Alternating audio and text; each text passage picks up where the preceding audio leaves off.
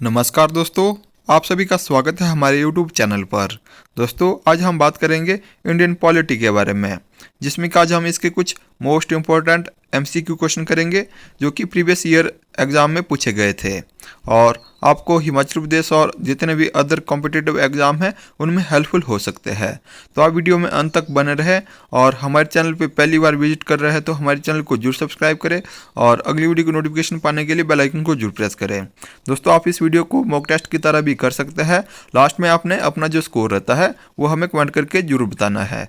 दोस्तों, आप सभी से रिक्वेस्ट रहेगी कि वीडियो को बीच में स्किप ना कीजिएगा। तो चलिए शुरू करते हैं फर्स्ट क्वेश्चन से। यहाँ पे जो फर्स्ट क्वेश्चन लेंगे 71 से। भारत के लिए कैबिनेट मिशन योजना ने विचार रखा था, तो किसने विचार रखा था?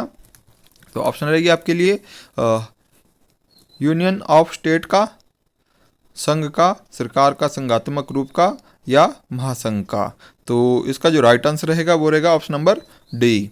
तो ऑप्शन नंबर डी, महासंघ का। तो अगले क्वेश्चन की बात करेंगे। नेक्स्ट क्वेश्चन फटाफट करेंगे आपको। दोस्तों, अपना आंसर आपने कमेंट करना है या सोच लेना है, फिर लास्ट में अपना जो स्कोर रहता है वो कमेंट करके बताना है। तो अगला क्वेश्चन है, भारत के संविधान का अनुच्छेद 368 संबंधित है। मोस्ट इंपॉर्टेंट क्वेश्चन है दोस्तों। तो किससे संबंधित है? आपके लिए ऑप्शन है भारत संघ की शासकीय भाषा, लोकसभा के में अनुसूचित जाति और अनुसूचित जनजाति के लिए सीटों का आरक्षण, वित्तीय आपातकाल, भारत संसद की संविधान में जो संशोधन की शक्ति। तो जो इसका राइट आंसर रहेगा वो रहेगा ऑप्शन नंबर डी।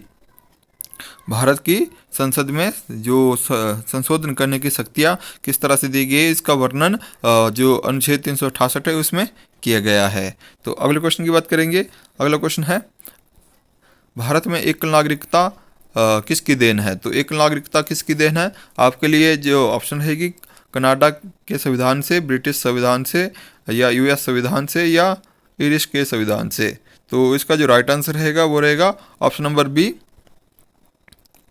ब्रिटिश संविधान से। तो इसका right answer option number B हो जाता है। अगले क्वेश्चन की बात करेंगे। तो अगला क्वेश्चन है, समाजवाद में संवर्धित है, तो समाजवाद में क्या आता है? तो ऑप्शन आपके सामने है, शासन में कृषक वर्ग को दूर करना, जो बुजुर्गा वर्ग का परिसीमापन या राज्य नियंत्रण अर्थव्यवस्था, उपरोक्त में कोई भी नहीं। तो इसका जो राइट आंसर रहेगा दोस्तों वो रहेगा ऑप्शन नंबर सी। तो राज्य नियंत्रित जो अर्थव्यवस्था है वो समाजशास्त्र के संदर्भ में आता है। तो अगले क्वेश्चन की बात करेंगे 75 नंबर क्वेश्चन की। तो 75 जो नंबर क्वेश्चन है वो कुछ इस तरह से है, भारत का संविधान भारत को दर्शाता है एक, किसके रूप में दर्शाता है भारत को? तो क्या है? भारत राज्यों का संघ, भारतवर्ष, एक संघीय राष्ट्र या इनमें से कोई भी नहीं। तो जो 75 है इसका जो राइट आंसर है दोस्तों वो है राज्यों का संघ, क्योंकि भारत अनेक राज्यों का एक संघ है। तो अगले क्वेश्चन की बात करेंगे, आधार इज अ प्रोग्राम। तो आधार एक कार्यक्रम है, तो कौन सा है? तो आप सभी जानते हैं। तो ऑप्शन आपके सामने है, वरिष्ठ नागरिकों की सहायता करने का, भारतीय निवासियों को पहचान प्रदान करने का, सामाजिक सुरक्षा के लिए लोगों को प्रशिक्षण करने का, इनमें से कोई भी नहीं। तो मैक्सिमम आप सभी जानते होंगे कि आधार किसके लिए है, क्योंकि सभी के पास है आजकल आधार। जो इसका जो राइट आंसर है वो ऑप्शन नंबर बी हो जाता है, जो भारतीय निवासी होते हैं उनको पहचान प्रदान करने का इसका कार्यक्रम है। अगले क्वेश्चन की बात करेंगे, भारत में प्रेस की स्वतंत्रता है। तो ऑप्शन है आपके सामने, अभिव्यक्ति की स्वतंत्रता के अधिकार में निहित संविधान में विशेष रूप से प्रदत्त संसदीय नियम के अंतर्गत जनता के लिए उपलब्ध, या इनमें से कोई भी नहीं। तो इसका जो राइट आंसर रहेगा वो रहेगा ऑप्शन नंबर ए। तो भारतीय जो अभिव्यक्ति की स्वतंत्रता के अधिकार में निहित होती है स्वतंत्रता की, जो प्रेस की स्वतंत्रता दी गई हुई है, वो इसी में जब हम मौलिक अधिकारों में पढ़ते हैं तो 1921 में इसका वर्णन मिलता है। तो अगले क्वेश्चन की बात करेंगे 78 की। तो भारत में मत देने का अधिकार एक है, तो भारत में मत देने का अधिकार किस तरह का अधिकार है? तो आपके लिए ऑप्शन है संवैधानिक अधिकार, मौलिक अधिकार, प्राकृतिक अधिकार या विधिक अधिकार। तो इसका जो राइट आंसर रहेगा वो रहेगा ऑप्शन नंबर ए, संवैधानिक अधिकार, क्योंकि भारत में जितने भी नागरिक हैं जो 18 वर्ष की आयु पूरी कर लेंगे या कर चुके होंगे, उनको संविधान द्वारा ये अधिकार दिया गया है कि वो गुप्त मतदान या अपनी मर्जी से किसी को भी मत दे सकता है। ये एक संवैधानिक अधिकार है, ये संविधान द्वारा प्रदान किया गया है। अगले क्वेश्चन की बात करेंगे, आरटीआई एक्ट एम्स टू 8 तो कौन सा है आरटीआई अधिनियम का उद्देश्य क्या है? तो ऑप्शन आपके सामने है, सार्वजनिक प्राधिकरणों में सूचना तक पहुंच सुनिश्चित करना, सार्वजनिक स्थानों पर सरकार द्वारा सूचना प्रदान करना, सूचना प्राप्त व्यक्ति द्वारा आम आदमी को सूचना प्रदान करना। तो इसका जो राइट आंसर रहेगा वो रहेगा ऑप्शन नंबर ए, सार्वजनिक जो प्राधिकरणों में से सूचना तक पहुंच सुनिश्चित करना। जितने भी मतलब जो सार्वजनिक मामले होते हैं तो उसमें जो सूचना जो हर एक आम आदमी तक उसकी सूचना पहुंच सके, उसके लिए यह अधिनियम ये इसका उद्देश्य किया गया है। तो अगले क्वेश्चन की बात करेंगे, मौलिक कर्तव्य कोई भी डैश प्राप्त नहीं कर सकते हैं। तो कौन नहीं कर सकते हैं? तो किस तरह से प्राप्त नहीं कर सकते हैं? तो सामाजिक स्वीकृति, नैतिक स्वीकृति, राजनीतिक स्वीकृति या विधिक स्वीकृति। तो इसका जो राइट आंसर रहेगा, इसका राइट आंसर है ऑप्शन नंबर डी, विधिक स्वीकृति। क्योंकि जो मौलिक कर्तव्य होते हैं इनको आप लागू करने के लिए कहीं भी सर्वोच्च न्यायालय के सामने में नहीं जा सकते हैं। तो क्योंकि अगर बात करेंगे हम मौलिक अधिकारों की, अगर कोई आपके मौलिक अधिकारों का हनन करता है तो आप सर्वोच्च न्यायालय या उच्च न्यायालय में रिट या जो याचिका है दायर कर सकते हैं। तो परंतु उस तरह से जो मौलिक कर्तव्य है उसमें ऐसा नहीं होता है। तो अगले क्वेश्चन की बात करेंगे, राज्य के नीति निर्देशक सिद्धांतों में वर्णित समान नागरिक संहिता सुनिश्चित करती है। तो क्या सुनिश्चित करती है? तो आपके लिए ऑप्शन है राष्ट्रीय सुरक्षा, राष्ट्रीय एकता, जो आर्थिक समानता, या इनमें से कोई भी नहीं। तो इसका जो राइट आंसर रहेगा वो रहेगा ऑप्शन नंबर बी, राष्ट्रीय एकता। जो ऑप्शन नंबर बी, जो राष्ट्रीय एकता को यह नीति निर्देशक जो सिद्धांत दिए गया है जिनका संविधान में मिला हुआ है, तो वो क्या करते हैं? राष्ट्रीय एकता को सुनिश्चित करते हैं। अगले क्वेश्चन की बात करेंगे 82 की। तो कौन भारत के उपराष्ट्रपति के पद पर लगातार 2 अवधि तक रहे थे? तो कौन रहे थे? तो जरूरी क्वेश्चन है और आपको ये रिपीट हो सकता है। इस तरह के क्वेश्चन एग्जाम में देखने को मिलते रहते हैं। तो ऑप्शन है आपके सामने, वी गिरी, आर वेंकटरमण, या डॉक्टर एम राधाकृष्णन, या इनमें से कोई भी नहीं। तो इसका जो राइट आंसर रहेगा दोस्तों वो रहेगा option number C, doctor S Radhakrishnan. तो ऑप्शन नंबर जो सी है इसका राइट आंसर है। अगले क्वेश्चन की बात करेंगे, निम्नलिखित में से किसे प्रति मंत्रिपरिषद सामूहिक रूप से उत्तरदायी है? तो किसके प्रति जो मंत्रिपरिषद उत्तरदायी होता है? ऑप्शन आपके सामने, राष्ट्रपति, प्रधानमंत्री, लोकसभा या राज्यसभा। तो इसका जो राइट आंसर रहेगा वो रहेगा ऑप्शन नंबर सी, लोकसभा। जो मंत्रिपरिषद होती है तो ये किसके प्रति उत्तरदायी होती है? ये होती है लोकसभा के प्रति उत्तरदायी। तो अगले क्वेश्चन की बात करेंगे, स्वतंत्र भारत के प्रथम विदेश मंत्री कौन थे? मोस्ट इंपॉर्टेंट क्वेश्चन है और आपको एग्जाम में देखने को मिल सकता है। तो ऑप्शन आपके सामने, जवाहरलाल नेहरू, लाल बहादुर शास्त्री, गुलजारी लाल नंदा, इनमें से कोई भी नहीं। तो इसका जो राइट आंसर रहेगा वो रहेगा ऑप्शन नंबर ए, जवाहरलाल नेहरू। ये भारत के प्रथम विदेश मंत्री बने थे। अगले क्वेश्चन की बात करेंगे 85 की, जापान की संसद को कहते हैं? जो जापान की संसद है उसको क्या कहा जाता है दोस्तों? तो आपके सामने ऑप्शन है डाइट, डेल, सोरा या युआन। तो क्वेश्चन रिपीट होता रहता है, जरूरी क्वेश्चन है। जो डाइट की संसद है इसको क्या कहते हैं? जो जापान की संसद को क्या कहते हैं? उसे कहते हैं डाइट। ऑप्शन नंबर ए इसका राइट आंसर है। अगले क्वेश्चन की बात करेंगे, राज्यसभा में स्थायी सदस्य कितने हैं? तो राज्यसभा में स्थायी सदस्य की संख्या कितनी है? 220, 230, 240, 250। तो इसका जो राइट आंसर रहेगा वो रहेगा ऑप्शन नंबर डी, 250।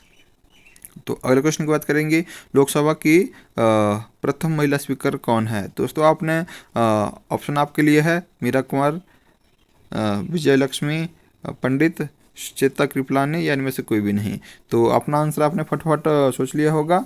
तो आपके पास अपना क्वेश्चन आंसर जो है सोच लीजिए या लिख लीजिएगा। तो इसका जो राइट आंसर रहेगा वो रहेगा option number A, Meera Kumar. तो अगले क्वेश्चन की बात करेंगे। केंद्रीय बजट हमेशा सर्वप्रथम प्रस्तुत किया जाता है। तो जो बजट होता है सर्वप्रथम कहाँ प्रस्तुत किया जाता है? लोकसभा में, राज्यसभा में, संसद में संयुक्त सत्र में, या इनमें से उपरोक्त में से कोई भी नहीं। तो इसका जो राइट आंसर रहेगा 88 का। तो इसका राइट आंसर है ऑप्शन नंबर ए, लोकसभा। जो केंद्रीय बजट होता है वो हमेशा कहाँ पे प्रस्तुत होता है? वो होता है लोकसभा में। तो अगले क्वेश्चन की बात करेंगे। संसद में संयुक्त सत्र की अध्यक्षता कौन करता है? और दोस्तों ये क्वेश्चन मैक्सिमम रिपीट होता रहता है, तो अपना आंसर फटाफट सोच लीजिएगा। राष्ट्रपति, लोकसभा स्पीकर, राज्यसभा के अध्यक्ष, या इनमें से कोई भी नहीं। तो इसका जो राइट आंसर रहेगा वो रहेगा option number B, Lok Sabha speaker. तो जो संयुक्त सत्र होता है इसकी अध्यक्षता कौन करता है? वो करता है लोकसभा का स्पीकर।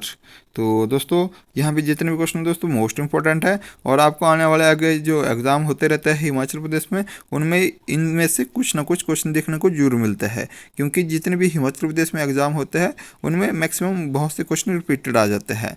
तो आप इनको लाइटली मत लीजिएगा, इनको लिख लीजिएगा। तो अगले क्वेश्चन की बात करेंगे। अगला क्वेश्चन है, संसद में प्रस्तुत विधेयक एक कानून बन जाता है। तो कब बनता है?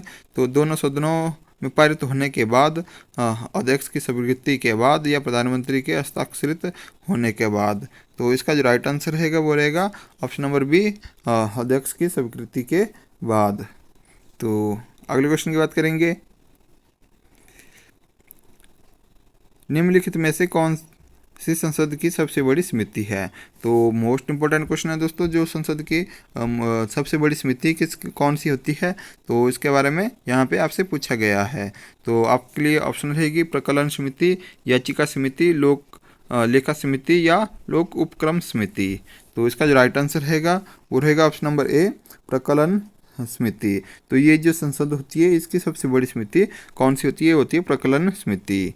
तो अगले क्वेश्चन की बात करेंगे। भारत के सर्वोच्च न्यायालय को प्राप्त है। तो क्या प्राप्त है? मौलिक अधिकार, क्षेत्राधिकार, परामर्श क्षेत्राधिकार, अपीलीय क्षेत्राधिकार, मौलिक अपीलीय और परामर्श क्षेत्राधिकार। तो इसका राइट आंसर है जितने भी ये है दोस्तों, मौलिक, परामर्शी और अपीलीय, यह सारे क्षेत्राधिकार सर्वोच्च न्यायालय को प्राप्त है। तो अगले क्वेश्चन की बात करेंगे। कौन एक जिला न्यायाधीश की नियुक्ति कर सकता है? तो कौन कर सकता है जिला न्यायाधीश की नियुक्ति? तो आपके लिए ऑप्शन रहेगी उच्च न्यायालय से परामर्श करके राज्यपाल, केवल राज्यपाल, लोक सेवा आयोग से परामर्श करके राज्यपाल, इनमें से कोई भी नहीं। तो इसका जो राइट आंसर रहेगा, फटाफट आपने अपना आंसर सोचना है। तो इसका राइट आंसर है ऑप्शन नंबर ए, उच्च न्यायालय से परामर्श करके राज्यपाल। जो जिला न्यायाधीश होता है तो उसके लिए जो नियुक्ति होती है, पहले जो उच्च न्यायालय होता है वो परामर्श करके एक नाम देता है राज्यपाल को, और वो उसके बाद उनकी नियुक्ति करता है। अगला क्वेश्चन है, मुख्यमंत्री नियुक्त होता है। तो 94 नंबर क्वेश्चन है दोस्तों। तो मुख्यमंत्री नियुक्त होता है राष्ट्रपति द्वारा, राज्यपाल द्वारा, उच्च न्यायालय के न्यायाधीश द्वारा, या उपयुक्त में से कोई भी नहीं। तो इसका राइट आंसर रहेगा वो रहेगा राज्यपाल द्वारा। तो इनकी नियुक्ति जो मुख्यमंत्री होती है उनकी नियुक्ति कौन करता है? राज्यपाल द्वारा की जाती है। तो 95 नंबर क्वेश्चन है दोस्तों। भारत में पंचायती राज व्यवस्था कब लागू की गई है?